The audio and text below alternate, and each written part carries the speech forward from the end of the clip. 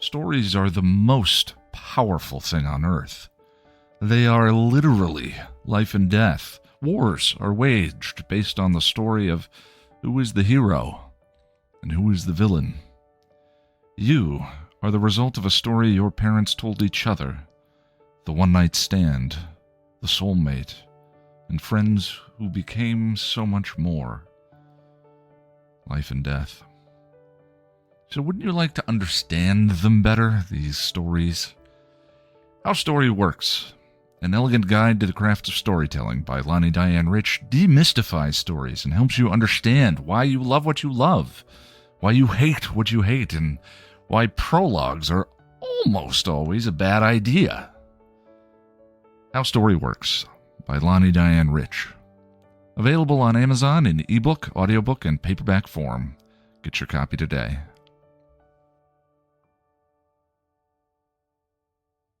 Welcome to Still Pretty, a Buffy the Vampire Slayer podcast from Chipperish Media. I'm story expert and demon that asks endless questions of those with whom it's supposed to be working so that nothing is getting done, Lani and Rich. And I'm film scholar Noelle LaCroix, and fear is for the weak.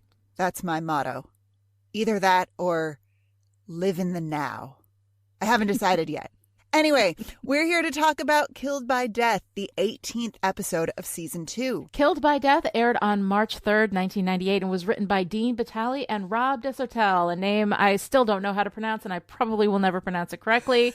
Desautels is also, I think, an option. I've never gotten it right. But it was directed by Darren Serafian, another name I can't pronounce. This is the only episode of Buffy that Darren Serafian will direct. A warning before we begin, every episode of Still Pretty talks about each episode within the greater context of all of Buffy, and as such is fully spoiled. So I feel fine. I mean, the world's spinning a little bit, but I like it. It's kind of like a ride. All right, let's go on patrol.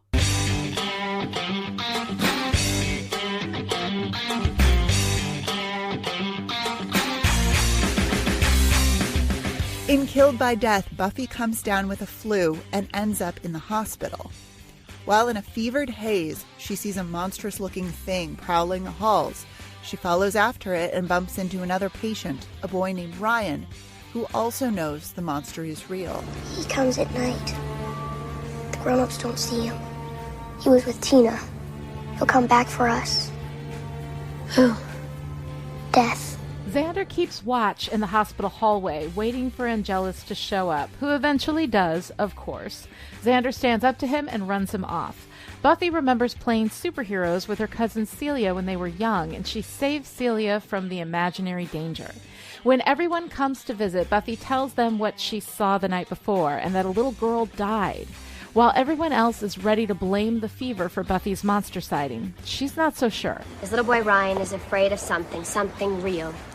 As long as I'm forced to stay here, I'm gonna find out what. Xander and Cordelia break into the hospital records to find out more about the little girl who died. Meanwhile, Giles and Willow look into the suspicious Dr. Backer, who's treating the kids and has a dark past. Backer gets crossed off the suspect list, though, when Buffy watches as something invisible kills him. Buffy claims that she's not feeling better to get a little extra time in the hospital, and then hands out assignments to the Scoobies to help her figure out what's going on. I'm on sentry duty. Angel won't show till sundown, if at all, but maybe I'll get lucky with this death guy. He's invisible. Yeah, but if I see a floating pipe and a smoking jacket, he's dropped. While assisting Giles with research, Cordelia finds the monster, Der Kinderstadt, a demon who sucks the life out of small children, making it look like they died of an illness. Buffy remembers back to when Celia died in the hospital, screaming as little Buffy watched. Buffy figures out that it's the fever that makes her able to see the monster and drinks down a sample of the virus that Dr. Backer had been using to save the children. As the virus makes Buffy sicker, she and Willow go to the children's ward only to find the beds empty. The kids. They're gone. In the hospital basement, Ryan is leading the other sick children away, trying to save them, with the Kinderstadt in hot pursuit. Willow distracts the doctors chasing after her, and Buffy finds Xander, who helps her get down to the basement, where she finds the Kinderstadt attacking Ryan. She fights the monster as Xander leads the kids away to safety. The Kinderstadt tries to suck the life out of Buffy, and fails spectacularly. He's dead, right? I mean, I heard something snap. That would be his neck. You're not going to yak on me, are you? At home, Joyce takes care of a recovering Buffy and ends up waiting hand and foot on Willow and Xander, too. She delivers a letter to Buffy from Ryan. It's a picture of Buffy standing victorious over a dead and bleeding Kinderstadt. Oh, he drew you a picture. How? Nice.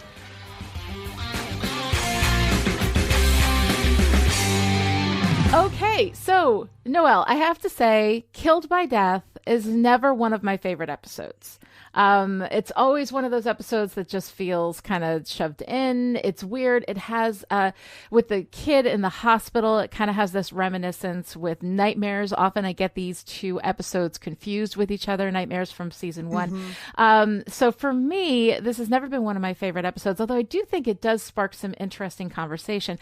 But I'm interested to hear what your response was to it. Well, I was a little bit annoyed by it because I feel like they set up. I felt a little bit jerked around by the metaphor, non-metaphor that they had going on. Because there's this speculation that the monster may be something Buffy has fabricated so that she can master the trauma.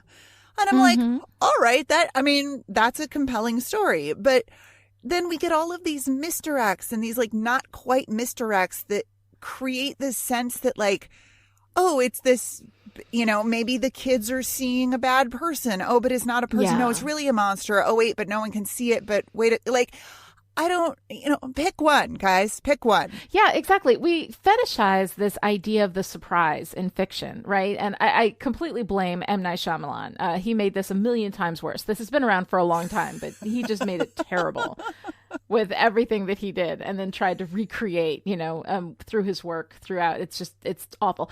But in fiction writing, there is a thing where like a writer is like, ooh, and I can surprise them with this. And if I make them think it's the doctor, but then, oh, it's not the doctor. Maybe it's just imaginary for Buffy, but oh, it's not, it's real. And like all of these different things, not to mention the fact that we have these two like running lines of who can and who can't see this monster, that we have the, this classic idea of children can see things that adults cannot, right? That adults essentially are blinded by their presumptions, and those are presumptions that children don't have, so they can kind of see the world as it is, whereas adults try to fit everything into their, kind of constructed, framing for reality, and they will ignore anything that doesn't fit in within that frame, whether it's there or not, right? So that's kind of one of the stories that we get a lot where children can see it and adults can't. But then it's like, oh no, but it's not just about children, it's sick children. They also have to be fevered in order to see. And so it's all of these things, and it's all just so weird. And so in the end, whatever the metaphor is that they're going for, I think gets lost in all of these kind of contradicting and overlapping details so that we don't really get any clarity. Yeah. It only works as a metaphor if it's actually a metaphor, but it's a real monster that really did kill Buffy's cousin. That I don't even know. I don't know. But I mean, the monster itself is scary as hell. For me, it's got this kind of Freddy Krueger quality to it. It's got this kind of Nightmare on Elm Street thing going, but also there's just something about it. I mean, he's enormous, but yes, I don't know. Something about this monster, this monster is scarier to me than the gentleman in Hush. Oh, okay. Just for whatever reason, like the look of the monster until it does its eye stalk thing. And then I'm just like, no, I'm out. Like, and then it becomes ridiculous practical effects that kind of throw you out. Yeah. There's less is more with monsters. Definitely. Unless the monster is perfectly executed, keep him in the shadows, because our imagination is going to do most of that work for you, and you can't make it really super work. Yeah, I had the same thing. It was really scary and creepy until you actually got up close, and then you're like, whatever, dude. Yeah, the moment when the monster is heading down to the basement and sees Buffy watching and tips its hat. Oh, yeah. That's so great. It's so good. But it's like lost. This great monster is lost in this soup of weird, like. Yes. The hospital itself is scary. Like we almost have we have this setup, like maybe it's just Buffy's trauma about the hospital, because the way the hospital is filmed is like, no hospital is that dark at night, guys. I mean, come on. Yeah, that's a 1926 like hospital. Yeah. Like that's like this is like Yeah. this has got some serious like, asylum for the criminally insane kind of vibes does. going. Like it's It does. super scary. And then, there's the close up on the clock as it slowly moves from 226 to 227. And I'm like, okay, that's great, because when you're in the hospital, time feels like it lasts forever. And I mean, hospitals are creepy.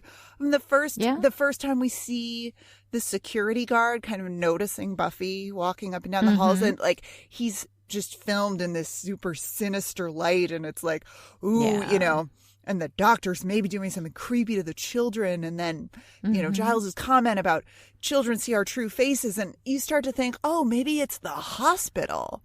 Like, maybe the fact that it is so dark and that nobody's like around. When the thing that pulled me right out was when Buffy pulls her IV out. She gets out of bed at night. When you pull an IV out in a hospital, the monitors go insane. People come running. There are noises and flashing lights. It's ridiculous. Yes. If you roll over in a hospital bed the wrong direction, people come running. Everybody knows, right? But I kind of like the sort of, the symbolism that you could pull out an IV and nobody comes. That the hospital, this place that's supposed to be healing and protective, is actually, neglectful and dangerous. But they don't pay that off. It's just, Buffy's afraid of hospitals because she saw her cousin die in one. And, that's scary, but I don't know. I don't know what's going on. I think it is. I think that there's a lack of clarity of vision underneath everything. I think that this is something that is written based on things that it's kind of like borrowed imagery from stories that actually do have metaphor functioning underneath them, pulling it all out, but only playing the surface. So we sort of have this underneath like metaphorical space where this story should be functioning, but because we're throwing in all of these other references as well, it is very soupy. And it feels like there's just not that much there that like actually makes sense or actually means anything. And we go through this whole like the seen and the unseen, right? Which is something that we actually visit with Buffy, enough. Like we were there with season 1's Out of Sight, Out of Mind with Marcy Ross, who was invisible because nobody paid any attention to her, which was actually a really well constructed metaphor. We're going to do it again in season 6's Gone, where Buffy becomes invisible. And season 7, same time, same place. We've got a thing where a magic spell goes awry, based on Willow's fears, and so sometimes they can see each other, sometimes they can't. It's really kind of interesting. But all of it, like the seen and the unseen, is a really interesting like place to play in, and it usually does mean something. It may mean different things in different applications, but in one specific application it means something. But here we have it's not just children, but it's also children who are fevered, who are sick enough that they can actually see the unseen. So it's two different layers of qualifications in order to be able to see this thing. And one of the things that it does actually kind of play on is we have this the children who can see things that adults can't see kind of thing, but also like this idea of the ultimate unseen. I think in society, kind of that demographic comes down to the disabled, right? This is a demographic that is typically not considered. We're seeing a little bit more happen with accessibility laws and things happening where we are sort of talking about ableism. We don't talk about it as much as we talk about things like, misogyny, racism, that kind of stuff. But that's still something that's very present in our society that we're just now beginning to sort of attack. At this point, we weren't. So the idea of the sick being able to see something that other people can't, and that it maybe having something to say about that, which I don't think that it does. No. I don't think that we're saying anything interesting about the seen and the unseen, but it is a really great opportunity to do that. And I feel like there should be something there, but there's no consistency. Yeah, the closest that they get to that is the kids identify the monster as death. Yes. And, mm-hmm. And then there's the lovely joke about the death, Mm-hmm. but, which I don't know why that's so funny to me, but it really is. But the idea that people who are hospitalized, people who are sick or dying, mm-hmm. have an understanding of this whole area of human experience that we never mm-hmm. talk about. Yeah. And certainly not with children. Mm-hmm. It's supposed to be super creepy when the security guard says, Dr. Backer understands the truth about children. Yes. Sometimes they die. Mm-hmm. And it's supposed to be super creepy, but it's true. Sometimes the person who dies in the hospital or, in life mm-hmm. is a child. Right. And we don't talk about that. So the idea that the kids, because they're sick, because they're dying, have access to this sort of secret, hidden, taboo space mm-hmm. is really fascinating, especially because we use the phrase "I see" to mean mm-hmm. I understand. Yeah. So the idea of seeing something, that they're able to see this monster, who then, of course, is not death. It's not death that they're seeing. Mm-hmm. But so there we go again with the kind of half a metaphor.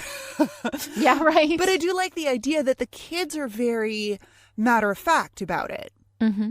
Mm-hmm. They're scared, but they're not, they're not trying to escape. They're not trying to, I don't know. They don't seem distressed in mm-hmm. a dramatic sort of way. They have kind of accepted that this is what is going to happen to them. And it's horrible.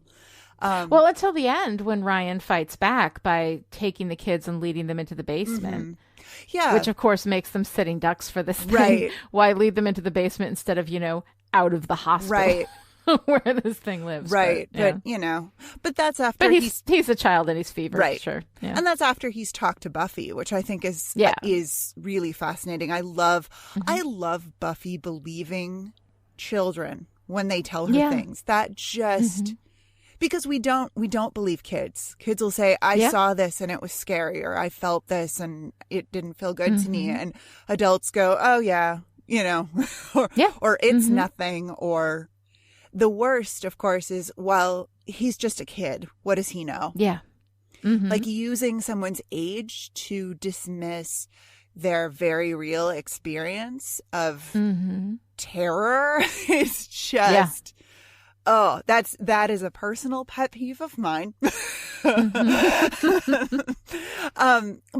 I absolutely adore any moment when Buffy is being kind and understanding with children, and she's good at it.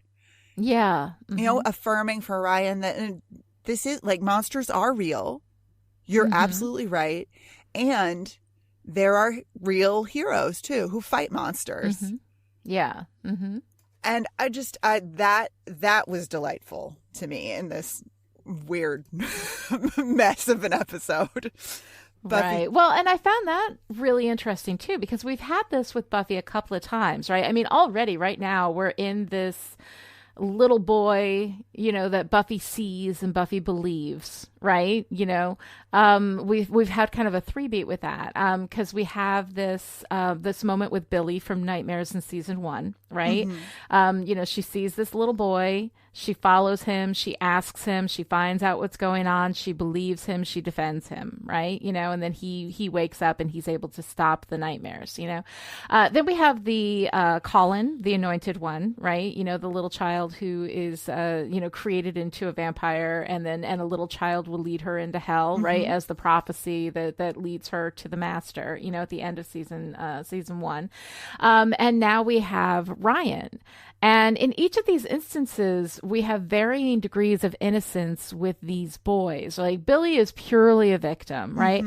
Colin is a victim in that he was made into a vampire, but now as a vampire, he is evil. He is corrupted, so he is actually responsible for that, although while appearing innocent, being evil, and then Ryan has this, sickness that happened to him, but he is able to see, he's got this ability to see stuff.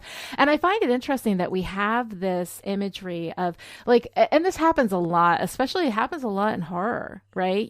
Where we've got these young children, prepubescent, right? Because becoming an adult, going into adolescence is almost this gradual phase of corruption, right? To be a child is to be innocent, to be an adult is to be corrupt, right? In a lot of these stories, right? And it is it's in that process, that loss of innocence, right?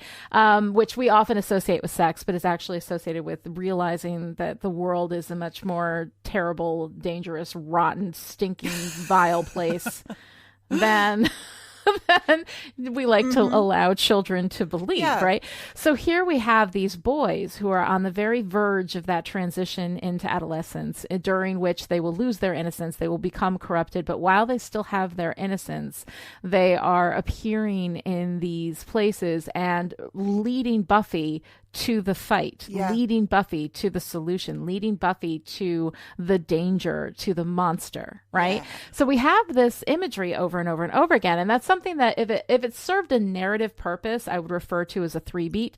I don't think this serves a narrative purpose. I don't think this is deliberate.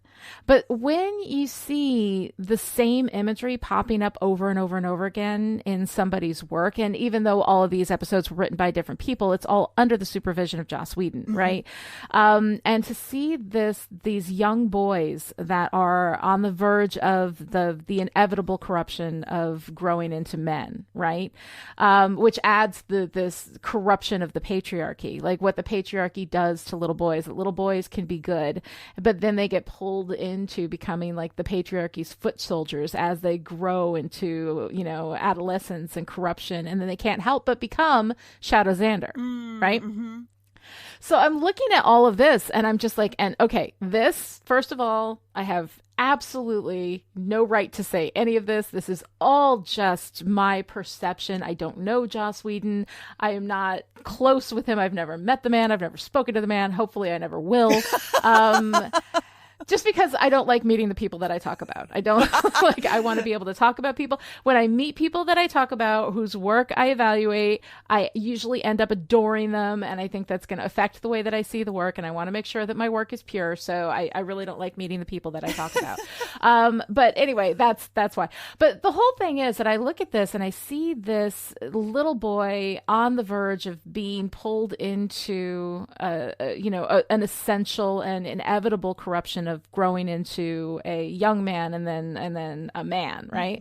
And that I wonder if there is something in that transitional space that Joss Whedon is working with himself personally. And I say that because I've seen this kind of thing in my own work, things that I've seen this imagery pop up, things that I didn't realize I was writing about at the time. And then later, once I've kind of started to process some of the things that I was processing subconsciously while I was writing those books, that I look at it and I'm like, oh yeah, no, that's clearly this. And I mean, because it's me analyzing myself, I have the actual right to do that. I have no right to do that with Joss Whedon. I'm just saying, I find that whole thing really interesting. Yeah, that is super compelling. And I would argue with you that I think you do have a right to your interpretation. Right, but not when it comes to somebody's personal psychology. I think that like what's in the text is in the text and you can take a look at it. I really am pointing this at Joss Whedon specifically. That is completely unfair and I am out of line doing it, but I'm fascinated and I want to bring it up anyway, even though I know I'm wrong. Well, it's funny because earlier you mentioned M. Night Shyamalan, and he has done similar things in his films, specifically with respect to young boys being closer to innocent. And then as they move through young adulthood into adulthood, they become, there's the turning point where they become corrupt. And actually, I don't know if you know this, but one of my favorite films of all time is an M. Night Shyamalan film. Is it really? Is it The Village? It's The Village, yeah. Yeah, you've talked about that. I heard it was terrible. I haven't seen it yet, but we'll have to watch it. Maybe we can do that as a bonus Still Pretty. We can. That would be fun. That would be fun. for patron subscribers, maybe. Hey, there you go. You get to hear me talk about The Village and why I love it, even though, it is arguably, there are things about it that are terrible. But, love what you love, folks. So, love what you love, baby. But there's definitely that idea that there's this turn that happens when a young man enters into adulthood, that there is a corrupting force there is something that I have seen in M. Night Shyamalan's work, certainly. And I bet if we pulled up other suspense, horror, fantasy type writers and directors, I bet we would see that theme, because something that we don't, talk about narratives that we don't talk about. We don't talk much about the man box, the masculinity, like you are either all in and you check all of the, all the boxes for what it means to be a man, or you're out if even some small part of you doesn't fit into what is prescribed, what society prescribes as the appropriate roles and behaviors for men, you are less than as a man. Yeah. And that, I can't speak to that. I have never been expected to fit into the man box, but but I've seen it with, I have a child who was assigned male at birth. I live with a man. It's not easy. And it's not something that men are allowed to talk about because it's deeply emotional, and men are not allowed to have feelings because the patriarchy. Right. So, because the patriarchy. So, exactly. Here we go. And this is why we need story and metaphor and all of these things to help us tease all this out. But to help us work that stuff out. I think that there's something very, very, yes, everything you have said resonates with me and sort of my sense of what's going on with these little boy supporting characters. This little boy imagery. And I am trying to remember. I've seen all of Buffy a number of times, and I'm sure somebody is going to be shouting at their someone is yelling app in their car or saying, yes, there's this in season 3 or season 4. I'm trying to remember another little boy after this. And I don't recall one, but I could be missing it. So please go ahead, tweet at Still Pretty, hashtag Still Pretty, and let me know what I've missed, because it happens every week. Somebody's like, I can't believe you missed that. And I'm like, okay. Yeah. 7 seasons of Buffy. I've only got so much, not to mention I've got there's stuff I just forget, and it does happen. So anything that I miss, by all means, I know somebody will speak up and let me know. Well, and there's only two of us, too. The little boy.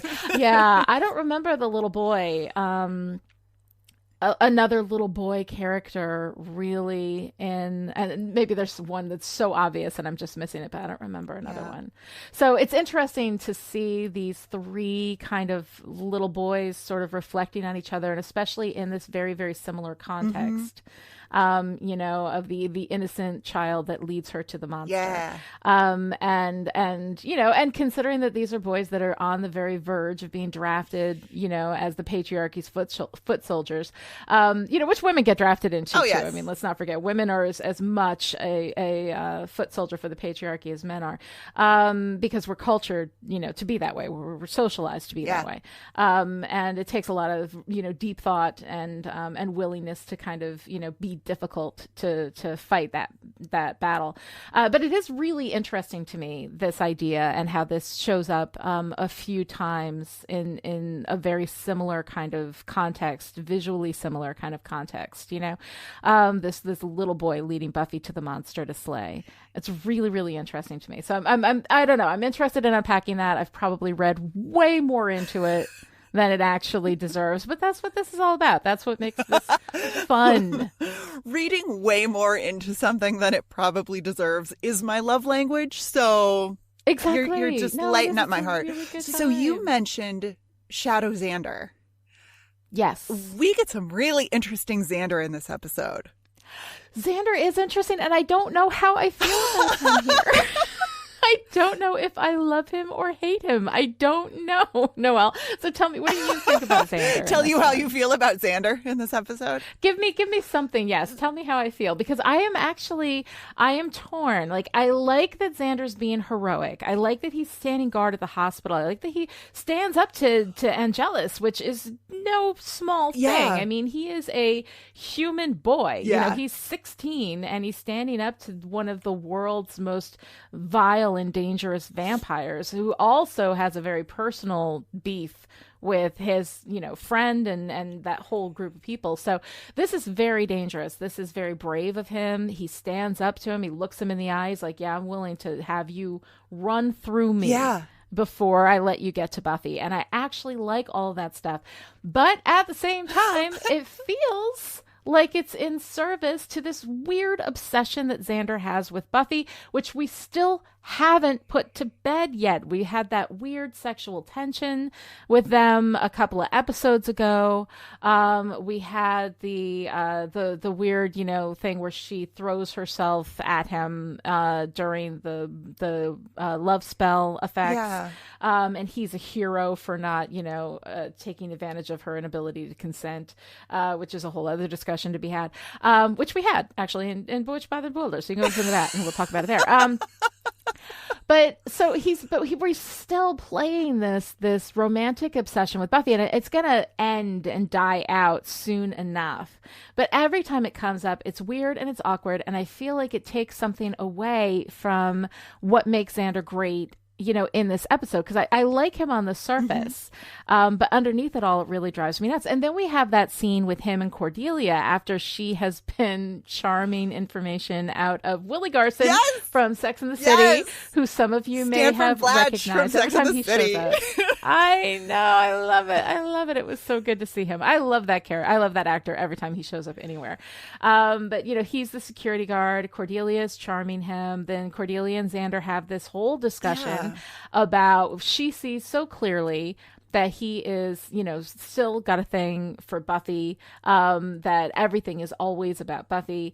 So it's really interesting to kind of like see that complication, between them. But when Cordelia calls him out on this, like, he still doesn't wake up and realize what he has. He has Cordelia. Oh, I know. Like, Xander's lack of ability to appreciate that this amazing woman chooses him. Yeah. Like, despite everything. Like, he's so incredibly lucky, and yet all he can think about is what he doesn't have. When Willow's with Oz, he's thinking about Willow. When, Buffy's not his, he's thinking about Buffy. He has Cordelia. Like, she is amazing, know? And yet he cannot appreciate it.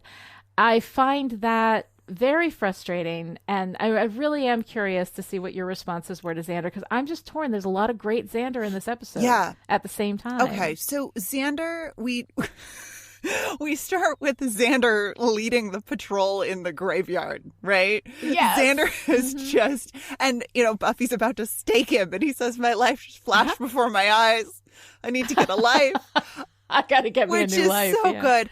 But then, when she collapses, he carries her into the emergency room, and he's so like, I don't know, the Xander doing this because he's in love with Buffy storyline really didn't feel present to me in this episode, except that we're told it's there. That was not what I saw in his actions. Was somebody who is part of this friend group who all have particular skills. And Xander, I mean, God bless him, Xander does not have a lot of skills. I mean, he's not, he doesn't, he's not, he's not Willow. Willow, of course, is the best human at this point. He's not strong and powerful the way Buffy is. He's not confident the way Cordelia is, and he's certainly not Giles. Yeah. But he can get in the way. He can stand there and face Angelus and say, you're going to have to go through me and all these other guards. And I'm going to let you. Yeah. But it didn't feel romantic to me. It felt very like Xander sort of owning his role as wanting to be in this group, caring about Buffy, wanting to protect her. But it didn't feel especially patriarchal. And I don't know, maybe I was just blinded by the sweetness of his performance when they carry her into the ER, and he's I forget his line, but it's great. It's such a Xander line. It's like, she's sick, fix her. Okay, cool. Like, we're in the helping place now, and you're gonna help. Yes. So I don't know. And then I love that scene with Angel or Angelus. Yeah. Where, Xander is so courageous. And then when Angelus leaves, Nicholas Brendan he makes this great choice. He wipes his mouth off and sort of shakes himself out like, oh my God, what did I just do? And it's a wonderful it feels like a wonderful sort of coming into his role as a physical protector. Like, he is he is willing to lay down his life for Buffy. He's willing without a thought to let Angelus kill him before he lets Angelus get to Buffy. And that is huge. That's huge. But it's almost like in that moment, he said to Angelus, you're going to die and I'm going to be there. But he knows saying that the opposite is just as likely. That Xander is going to die and Angelus is going to be there.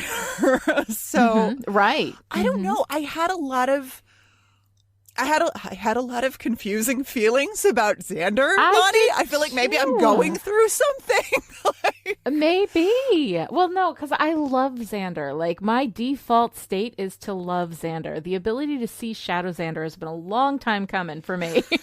And it's taken me a while to kind of get there, to be able to see these two sides of this, this guy that I just absolutely adore and love, who is so incredibly flawed, but often flawed in a way that we don't textually acknowledge, that we textually acknowledge is okay. And I think we are still playing in this space. We have Cordelia actually textually call it out that he's always thinking about Buffy. It's always about Buffy.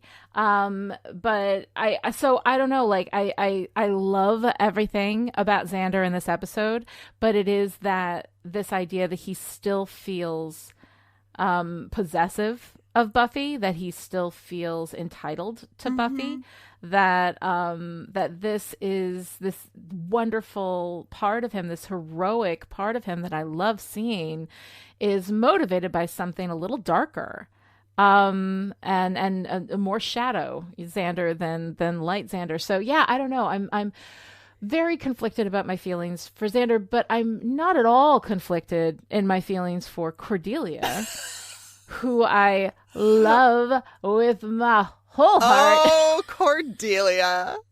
Oh, The Cordelia we get in this episode is truly awesome. I mean, if she wasn't officially a Scooby before, she fucking is now. I mean, she's in the team. No, I love all of that. I love that she's there to do the thing with the security guard. I love that she's helping Giles do the research. I love that she finds the monster while helping Giles do the research. I love what she calls Buffy, and Buffy's like, yeah, put Giles on. And she's like, no, I found your monster. I'm going to report this into you. Like, Cordelia doesn't let nobody puts baby in a corner. Exactly. Yeah. Nobody puts Cordelia in a corner. But I think my favorite thing about Cordelia in this episode is how secure she is in herself. You know, even when it's clear that Xander is still pining for Buffy, you know, she says, why don't you watch my back? Yep. Right. You know, and she in no way is she looking at Xander and being like, why don't you love me? What's wrong with me? What am I lacking? Where am I failing you? Yeah. How am I not Buffy enough? This does not serve to make her insecure about herself at all, which I think is amazing. Cordelia, like Peggy Carter, knows her goddamn value. She knows that if Xander doesn't want her, it's because there is something truly wrong with Xander, not with her. And I absolutely love that. I also love Cordelia being put in this role, which is a role that we are going to resurrect and hand off to other characters throughout the run of Buffy. But we almost always have one at the Scooby table, which is the truth teller. Yeah. You know, we talked about the 5-man band, right? We've got the hero and the Lancer and the big guy and the smart guy and the heart, right? You know, and so those are the roles that are commonly played in the 5-man band, not just in Buffy, but throughout, right? And those roles, again, can be swapped between characters in a team, you know, where one can be the smart guy one week and then another one is the smart guy the next week, depending on how the roles all, you know, pan out at any given time. But one of the roles that isn't actually defined as part of the 5-man band, but I think is so essential, and I love the fact that we have it in Cordelia and then we keep it up throughout with various other, you know, characters kind of holding that flag throughout the run of Buffy, is the truth teller, right? You know, the one who says the thing that everybody else is pretending not to notice because it is impolite, you know? When she sits down with Buffy and she says, so this isn't about you being afraid of hospitals because your friend died and you want to conjure up a monster that you can fight so that you can save everybody and not feel so helpless, right? It's so wonderful. And then Giles, you know, like says, you know, about tact with her, and she's like, tact is just not saying true stuff. I'll pass, right? Yep. I love that about Cordelia. She's just like, I have no words. I have no words. The Cordelia that we get in this episode is just truly, truly awesome. I freaking love her sweet talking the security guard. Oh my God. You have the most perfect nose I've ever seen. You must work and he out. For it. He falls for I can't. I can't. I love but it. my favorite, I think one of my favorite Cordelia moments is her bringing Xander coffee and donuts. Yeah. Because he has been, he's on watch. Yeah. And she goes and gets him food, which I just... Now, the one thing that's missing from that scene is I wish that she took a donut out of the bag for herself also. Yes. I would love to have seen that. But just the fact that she just sets that down, like, I know what's what, is so wonderful. Well, Cordelia and donuts. Donuts actually are a big thing with Cordelia. We're going to see that over in Angel, you know, in the spin-off show. Cordelia always makes sure that everybody has donuts, and it's kind of fun. So great. So great. Oh, and I love her calling, you know, so she's found the monster. She calls Buffy and Buffy picks up the phone and she just launches right into, this is what it's called. And Buffy goes, who is this? Which I just adore. Who is, what? I know, it's so great. It's so great. And then Cordelia's like, it's me. I've got your monster. Right, exactly. Like there's a transitional period where Cordelia knows she's one of the Scoobies, but nobody else seems to know that yet. Like she just sort of is there and she's doing the thing. And she's like, no, I'm here. I'm part of the team. I'm doing the thing. Let me do the thing. You know, it's really awesome. Oh God. And with her and Giles and the research where she's like, what kind of demon is this? What kind of demon is this? What kind of demon is this? Ew. Ew. And then he says, this is the one who asks endless questions that keeps people from getting work done. She's like, there really is a demon for everything. I love that. Cordelia is so fantastic. And when Giles gets stuck with her to do the research when everybody's handing out assignments, and he's like, oh, okay. No, I don't need. Oh, okay. Yes. Mm-hmm. Yeah. Giles. Oh, Giles. Okay, I don't know why, and I'm probably skipping way ahead to my favorite part, but Giles bringing grapes to the hospital, just like, I don't, like, why does that shatter my heart into itty bitty pieces? It just, I don't know. Well, you know that grapes are, like, that's a UK thing. That's what they do in the UK, is that's the traditional thing that you bring is grapes. I did not know when that. Somebody's in the hospital. I just feel. Yeah, I learned that not too long ago. That but just feels like a, I don't know. It feels very, I have brought food to share. And then he's eating them too. Yeah, like it's easy. They're easy to share. Like if you're, you know, on a picnic in the park or whatever, like it's a great portable snack, but it's just, I don't know. There's something about that that just like broke my heart into itty bitty pieces. But Giles hanging out in the hospital. Is just a little bit, I mean, we know it's not weird. We know it's not weird. And he is Buffy's dad, story dad, but story dad does not make real dad. This is the school librarian. Yeah. And Joyce, okay, so let's talk a little bit about Joyce too, because Joyce not having a reaction to Giles being there. She's like, oh, you know, I'm really glad that you're here. And, you know, I was so sorry to hear about Jenny Calendar. And there's this like weird, awkward thing. And she's like, I babble when I'm nervous. And I think that we're kind of setting up some kind of romantic what's this between Giles and Joyce at this point. Or like, you know, floating the trial balloon a little bit, having a little bit of that tension in this scene just to kind of see where it goes. But it's so weird. Like, if the school librarian was hanging out with my kids, now if it was something where they had like there was a school club and this teacher was the leader of the school club, but even then, for the teacher to be there before I got there, for the teacher to be always at the house, for the teacher to be, you know, that when his girlfriend dies, calls up my daughter and her friend and tells them personally about it. I, like, as Joyce in that situation, I would be like, okay, something isn't quite right here. This grown man should not be hanging out with teenagers. Like, it's weird. So in a situation where her daughter is sick, like the fact that Joyce is like, oh God, you know, I'm so glad that you were able to be there for Buffy and thank you so much. Instead of saying, you know, get the fuck out of here, creepo. Like it seems weird that Joyce doesn't question it. But again, like Joyce is simply the vending machine for whatever it is we want in the story. And at this moment, what we wanted was a nice moment for her and Giles to kind of like float the trial balloon of a romantic element in that relationship. So it's weird. And I find Joyce just like so, Christine Sutherland is an amazing actress.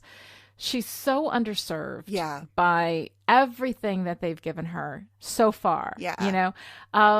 And it's a little bit frustrating.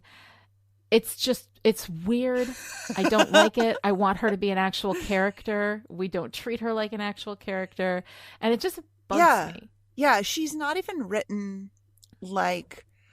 I feel like they're going for the busy mother who is scatterbrained because she has 100 million things on her plate. Right. Like most mothers do, and especially most single mothers. But it's not, it doesn't come across that way. It doesn't, she's so inconsistent and she's so, I don't know, like, I don't know. There's something missing there. I guess I just want a more fully realized mother for Buffy who is like trying so hard but just doesn't get it. And that's not what we get. We get the, we need a scene here. We need Giles to talk to someone here. Or, we need, And Joyce has to be there because we can't not have Joyce there when Buffy is this sick. And we also have to have this background with her cousin Celia, which seems incredibly stupid. There's no reason for us to have that history with Buffy and this monster. Like, it's personal because this guy also killed my cousin. Yeah. And it explains that she hates hospitals, but you don't need to explain that she hates hospitals. Everybody hates hospitals. It's weirder if somebody likes hospitals. So all of it doesn't need explanation. We don't need that history. Now I've got the question, well, Buffy wasn't in Sunnydale when her cousin Celia died, unless her cousin Celia was in Sunnydale and they were visiting her in that hospital. But so this monster is at every hospital. Is there a different version of this monster? Does it just travel around? It just happens to bump into Buffy not once but twice. All of it is weird, and it raises more questions than it answers, not to mention, oh my God, fucking flashbacks. Jesus Christ, I swear to God, there needs to be some kind of rehabilitation program for writers who use flashbacks. You don't need the damn flashbacks. Every now and again, flashbacks will tell their own narrative, and then it's fine. If there's a narrative that is full and reflects upon the current narrative, fine, you get a pass. But this flashbacking to this stuff that has absolutely nothing to do with anything except to confirm for Buffy that it's real, but we already have that confirmation from other sources. You don't need to hear it's stupid, and we don't need it. And the only thing, everybody gets really excited about this flashback because it shows that Buffy's natural hair color is brown. So we confirm that she dyes her hair. That has been, honestly, the biggest thing to come out of this episode. The discussion of this episode is always, Buffy's natural hair color is brown. Sarah Michelle Gellar's natural hair color is brown. I don't, who cares? It's blonde now, so who cares? But yeah, I just, honestly, it felt so stupid to me. There's no point to it. You can remove it entirely from the episode and lose nothing. Yeah. So what is that even about? Yeah, and that brings us back to the problem we were talking about originally with the metaphor not being a metaphor. Or being kind of a metaphor, but then also this other thing. And then also... No, it's a not metaphor in metaphor's clothing. Yeah. I think is what it is. Yeah. And I sort of like the idea of it, but it is also okay, pick one. Is it... Right. Mm-hmm. Is it now, she couldn't save her cousin then, but she can save these children now. But we've done that. We've done... Right.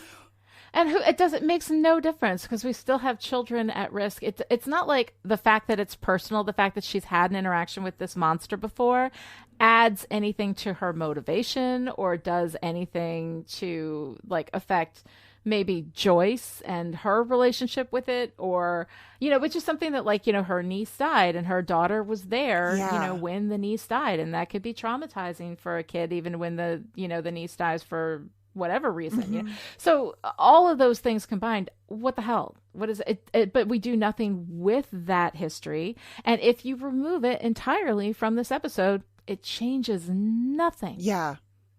Yeah. They just really, really wanted to do the flashbacks, you guys. They really, really did, for reasons of, I don't even know, I guess to just let everybody know that Buffy's original hair color was brown. And that she used to play apparently very Power important. Girl. Shout out to DC She used to play Power Girl. She used to be a superhero. She used to be a superhero. Yes. Very cute. I got nothing. Yeah. Yeah, I don't know. It's not good. The last thing that I had on my list of notes of things to talk about is Angelus, because I love him. There's It's so much fun. I love seeing David Boreanaz just chew the scenery, as this character. When he's Angel, I love Angel and everything. Obviously, clearly I do. I do an entire podcast about his show. I love Angel. But the broody, guilt-ridden, I'm so sad and serious thing, does get old after a while. I love seeing Angelus's delight. He's like, you being off your game's kind of taking the fun out of this. And he punches her and he's like, nope, still fun. And I love that. I love all of it. It's fun seeing him attack Cordelia too, especially in the context of the Angel spinoff series, where of course Cordelia is a central character there, and their relationship becomes a big part of that narrative. So it's, even though in Buffy there is nothing really that sets up or foreshadows that, because I think they had absolutely no intention of there being anything to do with Angel and Cordelia aside from, just the fact that they have the same, they're part of the same stories or whatever. But when you see it move over into Angel and how significant that relationship becomes, when he moves to Los Angeles and gets his spinoff series, it's always fun to kind of see these moments between Cordy and Angel. I love the fact that the first time she ever sees him, in Buffy, she says, "Hello, salty goodness," and that's always one of my favorite moments, between the two of them. I love when she is, throwing herself all over him, which that's a phrase I've used twice in this episode, throwing herself all over him, and I hate that phrase. It's so nasty. Anyway, I got to get that, root that out of my vocabulary. But when she is, clinging on to Angel after they discovered the hand in the dumpster, God, yes. it's so adorable. I love her and him, and he attacks her for a moment here, and of course I find that delightful too, for extra textual reasons to this episode. But still. Extra textual delight. Extra textual delight, absolutely. I love him choosing to be the villain. That's something I really, really love about Angelus. He's got Buffy pinned, and he says, "Uh-oh, this does not look good for our heroine." And just, just narrating to himself. He's just so delighted to be being evil. And there's something really fun about that. He's choosing to be the villain of the piece, and he's drawing everything he does out as long as possible. I mean, Spike has yelled at him for that, but that's this is what Angelus does. He draws it out as long as possible. He comes to visit the hospital with a bouquet of flowers. And I think he's whistling Ode to Joy when he walks into the hospital. I'm not 100% sure. Notice that. But Ode to Joy, what is more perfect? But he's Angelus taking joy in everything. He's whistling as he walks in with his bouquet. It's just it's so good. It's so good. He is such a fantastic villain, and I just love it. He does give us our gross patriarchy, though,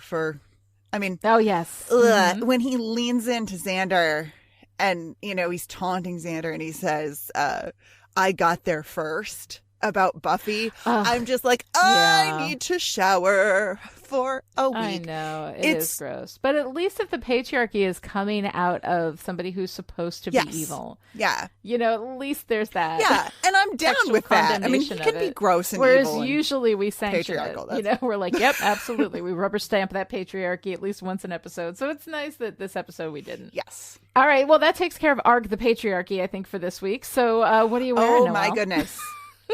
Willow's enormous coat in the graveyard. Yeah. Is it one of Oz's? I don't know. Maybe. Really, really, really, really, really want to know. But it is a very Daniel Osborne style coat. It is that she is wearing, and I like to think she's at the very least being influenced by Oz. But I like to think that this is the Oz gives his coat to Willow, a la Angel giving his jacket to Buffy, and that ridiculousness that happens. But it's just, it's adorable.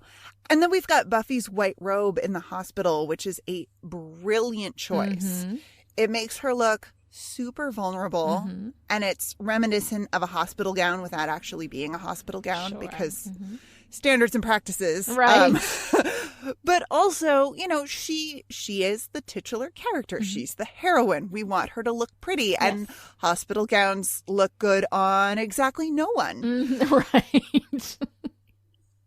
But it is too big. The robe that she wears is too big, so her hands are covered. And when she folds her arms across her chest with her hands covered, the visual effect is similar to a straitjacket. Right. And then, and we've got that little bit of a question about whether this monster is real or not, whether it's just a hallucination of the fever, or whether the kids are seeing. I don't know. Yeah. They wanted to go into that scary hospital space, or she's maybe hallucinating space. But I really, really like that choice of the white bathrobe instead of hospital gown. Although they did put real hospital socks on her. And I know this because hospital socks are the best socks. Oh, are they really? I don't think I've ever gotten a pair of so. hospital socks. I've always provided my own socks when I was in the hospital. Yes. I mean, I sit corrected.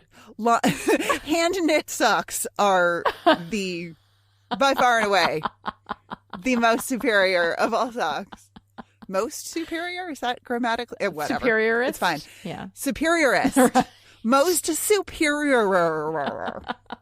But hospital socks are pretty cool. All right. Good to know. Yeah. Good to know. Yeah. And I mean, the last bit of costuming that I have notes about is the demon's hat. Right. Which, I mean, we will talk about this when we get into talking about the gentlemen, who, of course, are called the gentlemen and are dressed accordingly. They don't wear hats, but they are dressed. They are to the nines. Yes. They are dressed. And I don't know why, but the idea of a demon with a hat is we just don't like... get fashion from demons very often, right? We don't get a sense of the clothing. Often they're just gooey, often like, unless they're vampires, just their skin is just, they don't usually wear clothes. I think, right? I mean, they're usually like gooey and rough skinned, like elephant skinned, like that kind of thing.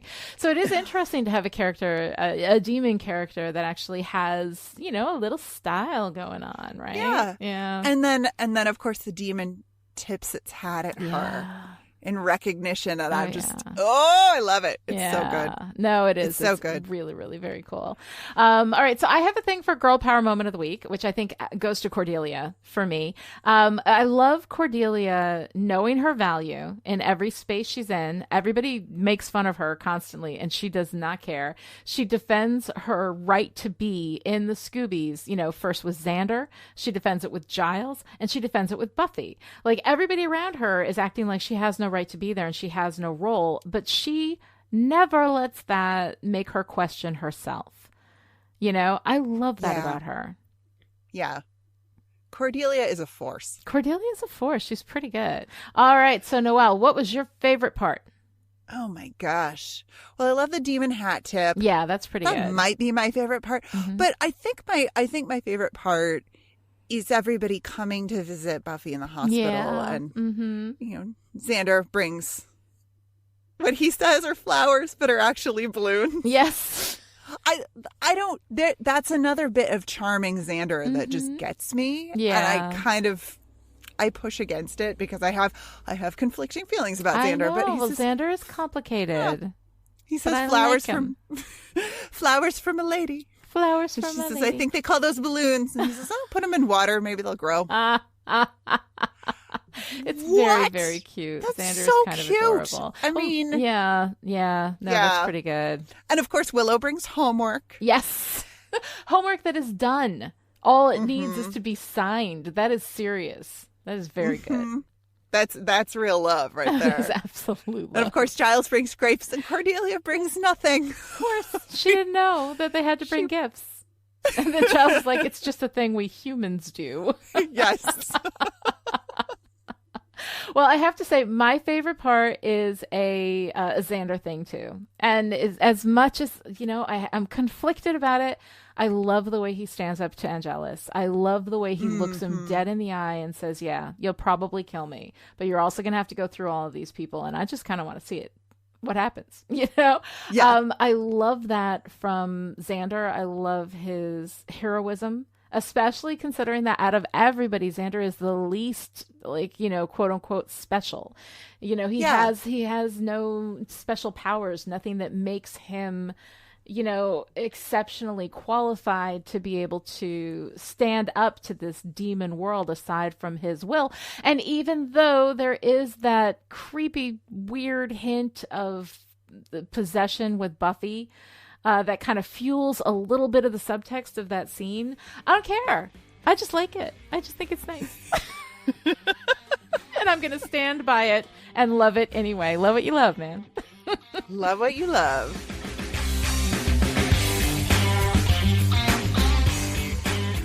All right, that's it for today. To join in the discussion on Twitter, follow Lani at LaniDianeRich and me at Noelle Aloud and use the hashtag StillPretty.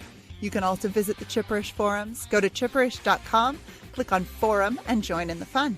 Or you can keep Chipperish Media going to the tune of $1 a month or more and gain access to the live chat in Discord, where you can hang out with me and Noelle and all the Chipperish patrons who are absolutely watching Cordelia's back. You'll also get access to exclusive patron content like our new podcast, Still Chipper, where the Chipperish hosts go off topic to talk about things and ideas that we find delightful. Visit patreon.com/Chipperish to find out more. You can also show your support by giving Still Pretty a great review on Apple Podcasts, or by telling your friends about the show, or by screaming about fighting vampires while in a fevered haze. Those are all options. We'll be back next time with I Only Have Eyes for You, the 19th episode of Season 2. Until then, tact is just not saying true stuff. We'll pass.